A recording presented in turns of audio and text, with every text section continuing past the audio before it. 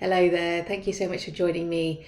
In this week's video, I'm going to talk more about the experience of the Brooklyn workshops. It wasn't just the workshops, it was everything. It was flying over there, the beautiful autumnal scenery, painting with Sam, meeting the other creatives at the workshop and spending a day painting with a few of them at Brooklyn Bridge Park. It really was quite a phenomenal experience, and I think it's had a huge positive impact on me.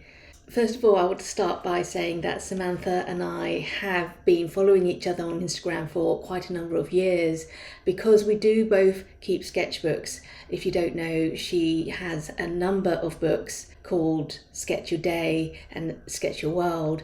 Although we go about doing our sketches differently, we're both very passionate advocates of using them and sharing them, recording everyday items and experiences.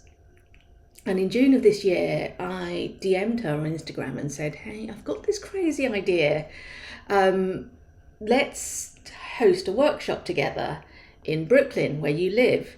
And she said, yeah, let's talk about this some more. For me, to be in Brooklyn for a week was so that I could see a proper, true and authentic side of New York. On previous occasions, I have exhibited at the Javits Center, art licensing shows, and I probably only saw 200-meter radius of the Javits Center each day. And most of that time I would be spent indoors. Almost 4 days of my week away would be setting up or exhibiting. There wasn't any time to look around, so I was always quite disappointed by trips to New York. So if you've been following my journey in recent times, I have really started to explore sketching on location. So I thought this trip to Brooklyn would be a wonderful chance for me to try out my newfound skills. Furthermore, I am still technically on a semi-sabbatical, although it hasn't quite worked out on that. There will be a separate YouTube video about that. I still needed to fill up that creative cup. The first afternoon after I arrived, Sam took us to her favourite coffee shop. I gave her some goodies, tea towels. It just felt great to be with her and to paint on location, and we chatted about our families, and we met one of her friends and we chatted some more, and then she took me on a tour of the Brooklyn Bridge area, including Dumbo, where her studio is. I was staying close to the Cobble Hill Park area, so the next day I went out with my sketchbook and I had this idea of capturing the local scene and the autumnal colours. What I didn't realise was the leaves hadn't really turned, but I didn't care because something magical happened. I think I gave myself permission to fully embrace my natural curiosity. I didn't feel bound by so many shoulds.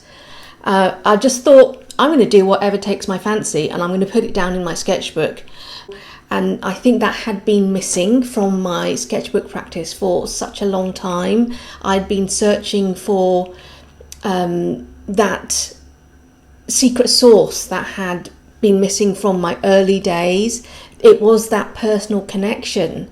I was really painting from a place of pure joy from that time onwards. I just went with it. I really trusted my gut that it was all going to work out.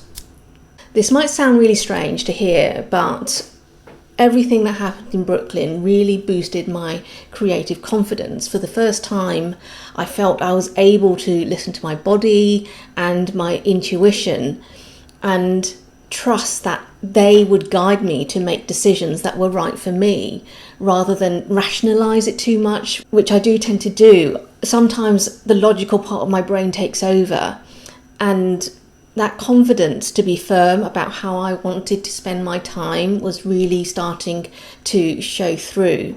So often in those first few days, I was really pinching myself. I could not believe that I really was there.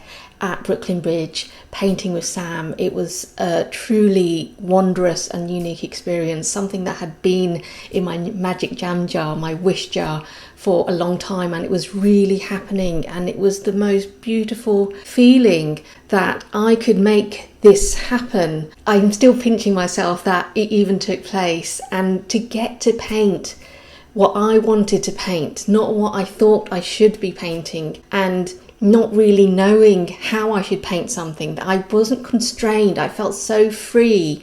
I realised that if I painted the bridge in shadow, I didn't have to add any details, and that was absolutely perfect for me because I'm still not very good with details.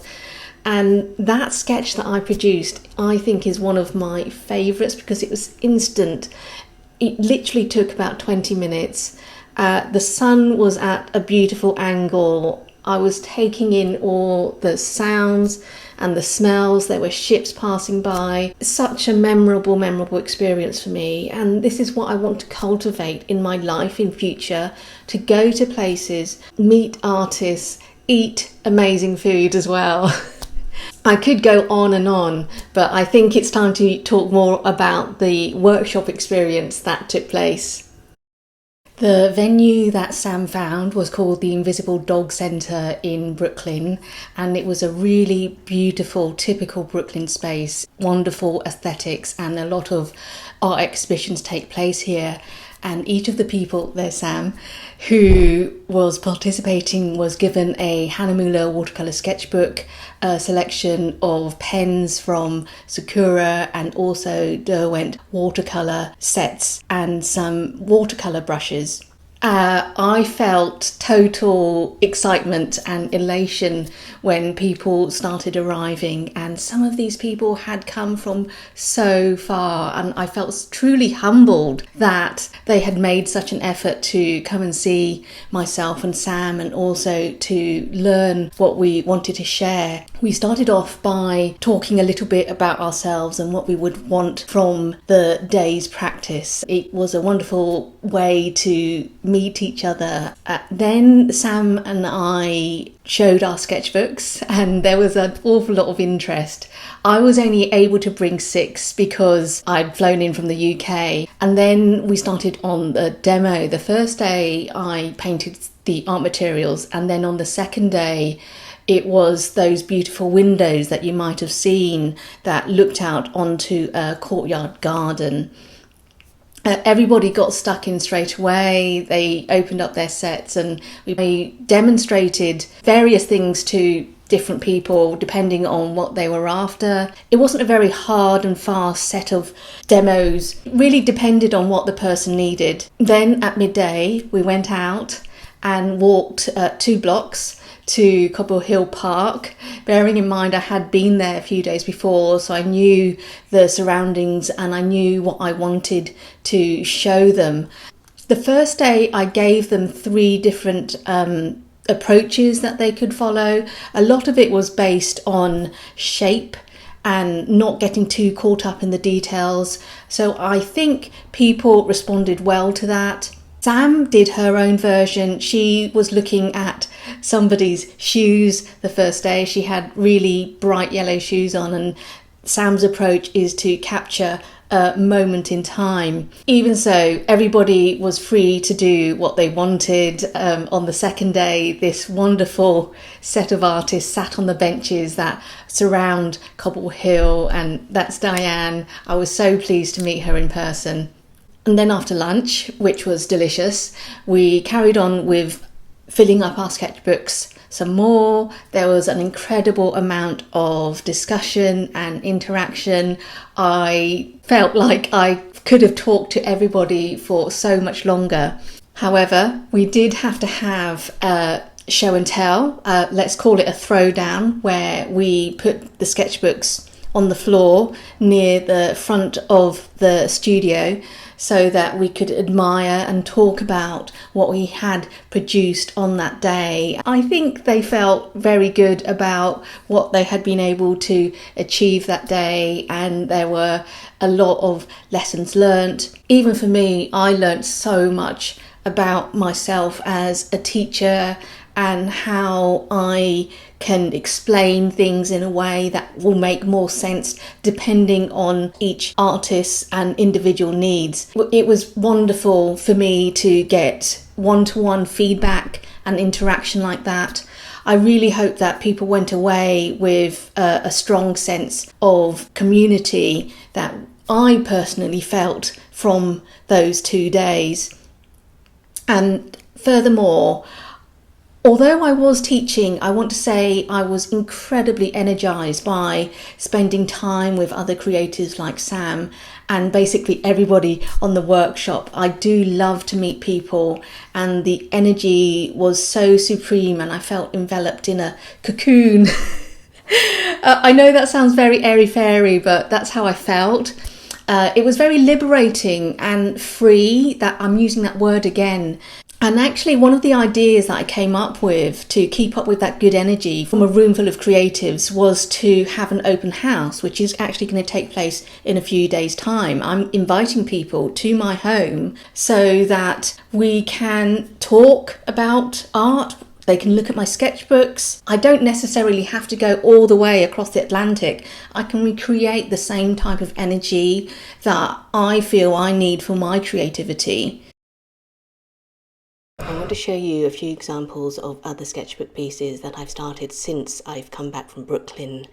I haven't really shown these on social media because they're quite personal.